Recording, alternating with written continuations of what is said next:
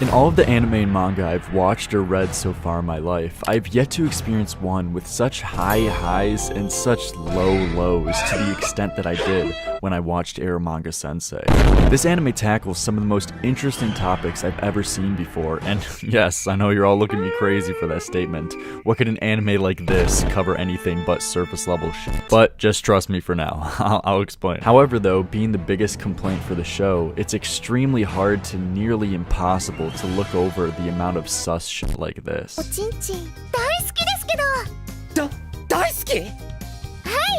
私と同じくらいの年の女の子はみんなおちんちん大好きです。 Hey yo, what the fuck? The show involves incest to underage girls and just straight up borderline pedo type shit, dude.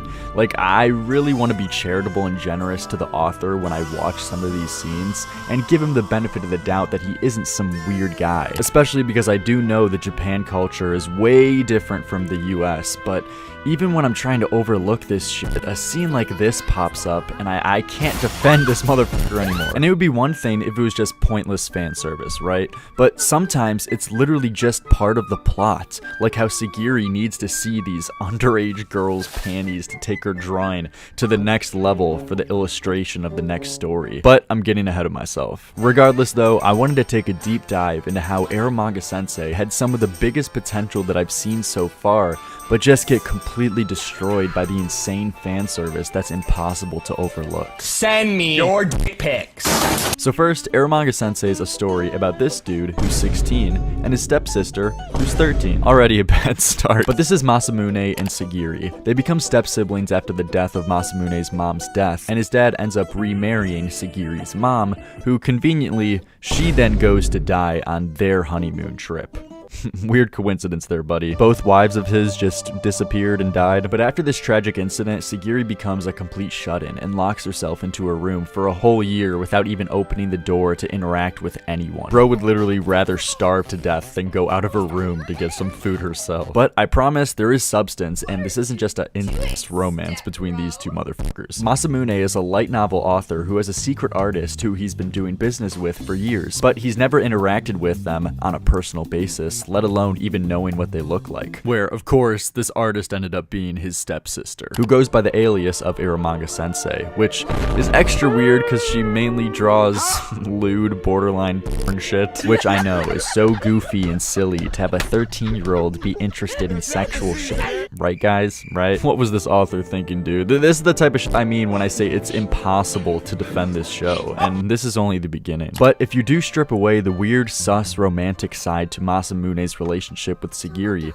which I know may be very hard, but when viewing it from strictly a platonic standpoint, there's so many wholesome encounters between the two that can't help to make you smile, and seeing Sagiri slowly come out of her shell and opening up to society after a tragic incident happened to her is just, call me cringe, but it's just so wholesome to watch. What do you fucking get? And it's so frustrating too because a lot of the great romance tropes are done so well in this show that I've only seen a few other romance anime do this good, but it's all tainted with the weird ass sibling shit. Like for example, some of the scenes are in episode 4, Masamune and Sagiri run into a conflict with each of them feeling like they're gonna get replaced by each other, and that in general they aren't good enough to work with the other, with Sagiri not being confident in her art and Masamune with his writing. And this gets amplified when Elf comes into the picture.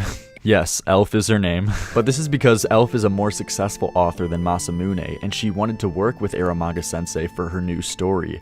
But Sagiri didn't know this, and when she noticed that he was spending a lot of time with this new person, she thought Elf was a new artist. So each of them grew insecure that they were going to work with someone else and ditch the other person. But eventually both shared their perspective on how they were feeling to make for this wholesome scene where they both tell each other how valuable and important they are in each other's life and work, where they wouldn't choose anyone else instead. Which this is a big insecurity I'm sure most of the world eventually goes through at one point in their life. Whether it's not being sure their work is good enough for the job they're working at and being let off, or just even more generally not being good enough for someone else who you value in high regard. So to see them come together like this to clear any built up doubts is a great moment. And in episode 7, this gets topped with the duo facing a bigger conflict where they have to beat popular author Muramasa in a writing competition where the odds are greatly stacked against them, and Muramasa actually offers Masamune to just work under her instead of taking this big risk facing off against her. And he seemingly thinks about it a little bit in the moment and lets doubt seep into his mind that he probably will lose, but Sagiri makes his decision for him by interrupting, shouting how far they both come together and that they won't lose to her, giving Masamune the newfound confidence to turn her down and to get back working. And it's just so wholesome to see how dedicated each of them are to overcoming whatever obstacle comes in the way, no matter how difficult it may be. And a smaller little scene, but just as good, is in episode 11, when before Masamune gets back from his trip, Sagiri is shown practicing how she's gonna welcome him. Now granted, this kind of gets ruined because they do flash like some panty shots, and yeah, yeah, but ignoring that, this is a base scene, okay? And it may seem like nothing, but we're talking about a Hall of Fame knee tier who didn't come out of her room for a year. So welcoming someone like this is it's a big step. And lastly, in episode 12, seeing Sagiri's progress and coming out of her shell, with her not only spending time and hanging out with her friends, but also with this last goodbye scene where she waves as Elf and Muramasa leaves, is depression curing. This is gold. But as you can see, there's some prime time. Man, it's so hard to talk about these things without sounding cringe. So as you can see, there's prime time wholesome moments throughout the story that remain untainted, but what puts this story in such high regard, in my opinion, though, is the development between the dynamic of the two that takes place at the end of the story. Where in episode 11, we get a flashback of how Masamune started writing and how Sagiri started drawing, and this was because tragic events had happened to each of them at this time, with Masamune's mother dying and Sagiri's parents getting divorced, so each of them needed a way to escape or find a new meaning, in a sense, to life, something to save them. Where Masamune picked up writing, and one of his first fans was Sagiri, who would read his stories and comment, giving her thoughts, which went on for quite some time until the end of Masamune's first series. And to congratulate him, Sagiri drew this picture for him, giving him a sense of fulfillment he never had experienced before. There's someone out there who actually appreciates his work. Which leads to my favorite scene, where after some time passes, Masamune asks Sagiri if she likes drawing just in general, with her responding that she likes it because there's someone who gets happy with what she draws. And Masamune says the same thing when the question gets reversed to him, that he gets joy out of writing because there's someone out there who reads it and likes it. And understanding that aspect of life and being able to introspect that much to realize why exactly people do the things they do is so interesting, and something I completely didn't expect a story like this to cover. So many people claim they do things for strictly themselves, but that's not the case. It's usually always for others and the perception they want to give to others. And it's truly a hard question to answer on if you actually like or enjoy the things you do in life. Usually it's just the responses that you get for doing these things. Like, ask yourself right now, do you enjoy playing video games, sports, or watching TV shows? And it's actually hard to think about why you like doing these things. But to see some honest commentary on this aspect of life, I think is so important, because to dig deeper on why you do the things you do is essential, and I think everyone should think about. And for Masamune and Sagiri in this case, it was the fulfillment and validation they both got from each other's positive response to the stories and art that they made for each other. Because seeing someone else enjoy the thing that they made filled the hole that both of them had in their life and allowed them to keep on going. But, yeah, that's it for the good parts of the show, and I'm afraid this is the moment we've all been waiting for. The horrible shit that ruins this show. So, as I briefly touched on at the beginning of the video, fan service is one thing, where usually it's set aside from any plot points and just simply there to add in that horny appeal to draw in even more viewers. And fan service already isn't my thing, but in Eromanga Sensei, this is level 99 boss fan service, where it literally is ingrained in the plot and deadass the whole premise to a ridiculous amount of scenes, which, unlike normal fan service, makes it literally impossible to brush off and ignore. Like with Sagiri being an artist who draws lewd shit as her job, working for Masamune is just fucked from the start, because literally the premise of the main character is a 13-year-old who draws lewd shit.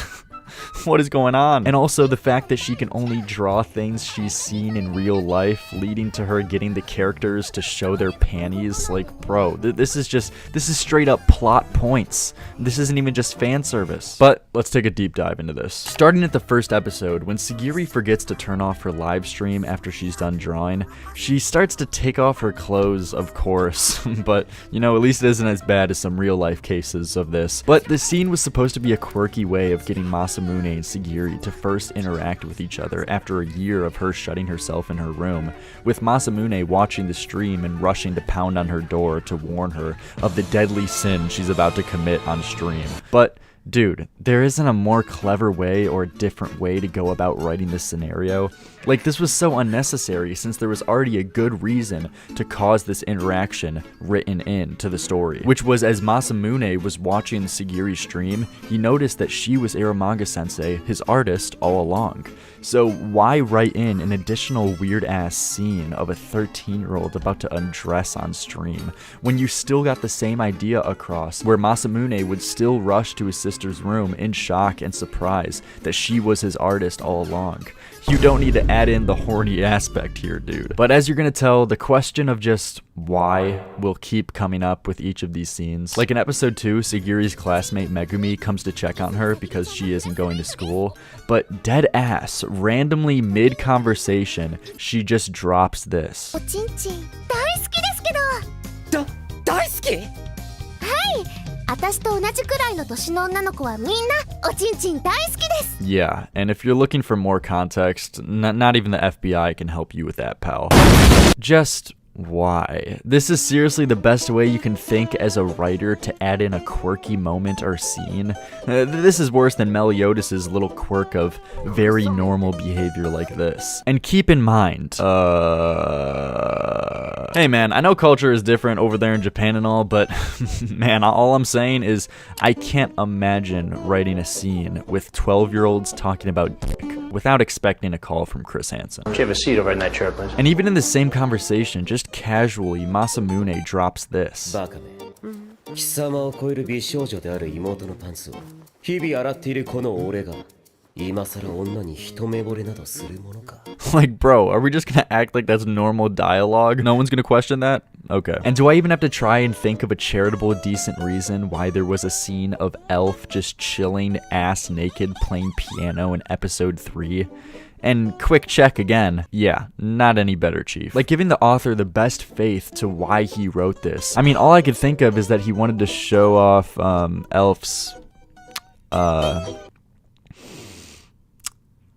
yeah, fuck it, bro, I got nothing. Skipping to the next episode, though, Sagiri says to Masamune that she can only draw things she's seen in real life, where Masamune thinks back to the type of shit she's drawn before, making him wonder of some very normal thoughts like this. And the anime decides to bring to life these thoughts with what feels like an illegal scene of her changing into some string panties.